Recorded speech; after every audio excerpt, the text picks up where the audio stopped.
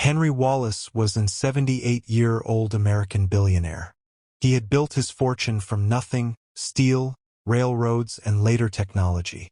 His name was etched on buildings, hospitals, and universities.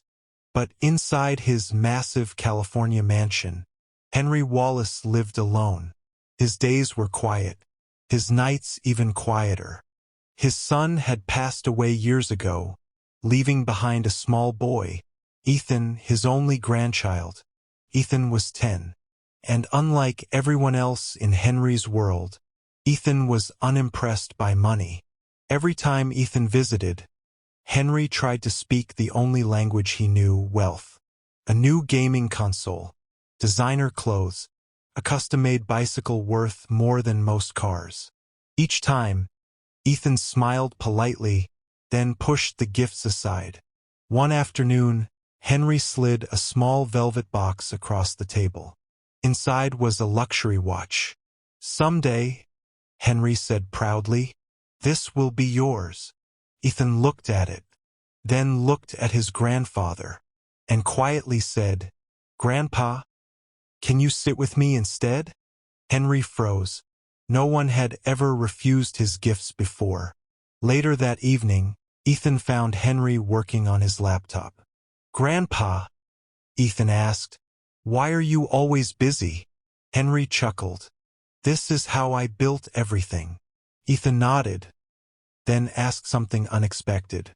"Did you build Dad this way too?" The question hit harder than any business loss Henry had ever faced. Henry didn't answer, because the truth was painful. The next morning, Ethan woke up early. He found Henry in his study and said, "Can we do something today?" Henry checked his schedule out of habit. Meetings, calls, investors. Then he closed the laptop. "What do you want to do?" he asked.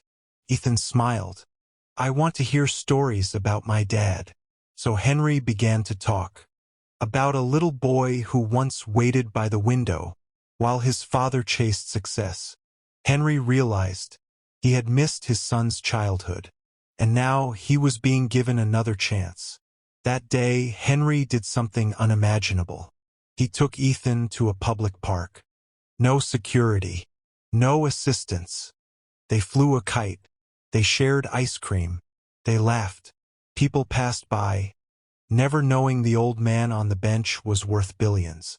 And Henry had never felt richer.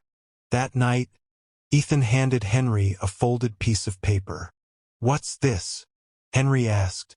"It's my wish list," Ethan said. Henry smiled. Finally, he opened it. There were no toys, no gadgets, just 3 lines. "Have dinner together every Sunday. Read me a story before bed. Talk to me when you're not busy." Henry's hands trembled. For the first time in decades, he cried. Months passed. Henry stopped chasing more money. He started chasing moments. Sunday dinners became sacred.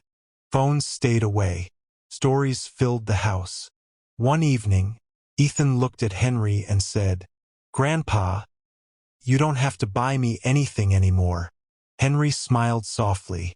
"I know," he said, "but you bought me something priceless." "What?" Henry looked around the once empty mansion, now full of laughter. "My time back." When Henry Wallace finally updated his legacy plan, he removed half the numbers and added one sentence. "My greatest investment was not my empire. It was being present for the people I love." Children don't remember what you gave them. They remember when you were there.